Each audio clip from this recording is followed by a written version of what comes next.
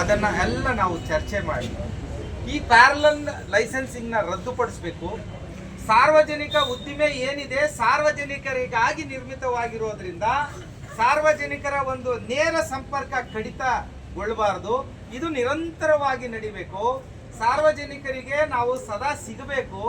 ಈ ಹಿನ್ನೆಲೆಯಲ್ಲಿ ಜಾಗೃತಿ ಮೂಡಿಸಿ ಟಾಟಾ ಪವರ್ ಕಾರ್ಪೊರೇಷನ್ ಏನು ಪ್ಯಾರಲಲ್ ಲೈಸೆನ್ಸಿಂಗ್ ಬಂದಿದ್ದಾರೆ ಅದನ್ನ ರದ್ದುಗೊಳಿಸಬೇಕು ಅಂತ ಹೇಳ್ಬಿಟ್ಟು ನಮ್ಮ ಎಲ್ಲ ಅಧಿಕಾರಿ ವಿವಿಧ ಸಂಘಟನೆಗಳ ಎಲ್ಲ ಪದಾಧಿಕಾರಿಗಳು ಅರಿವು ಮೂಡಿಸೋಕ್ಕೆ ಇವತ್ತಿನ ದಿನ ನಾವು ಒಂದು ಸಭೆಯನ್ನು ಕರೆದಿದ್ವಿ.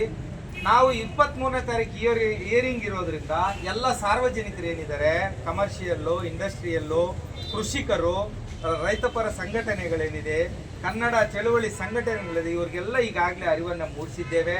ಇದರ ಸಾಧಕ ಬಾಧಕಗಳೇನಾಗ್ತದೆ, ಪರಿಣಾಮ ಏನಾಗ್ತದೆ, ನನ್ನ ಸಾರ್ವಜನಿಕ ಉದ್ಯಮೆಯಲ್ಲಿರ್ತಕ್ಕಂಥ ಅಧಿಕಾರಿ ನೌಕರರ ಕುಟುಂಬಗಳ ಮೇಲೆ ಎಷ್ಟು ಪರಿಣಾಮ ಬೀರ್ತದೆ, ಇದನ್ನೇ ನಂಬ್ಕೊಂಡು ನಾವು ಜೀವನ ನಡೆಸ್ತಾ ಇದ್ದೇವೆ.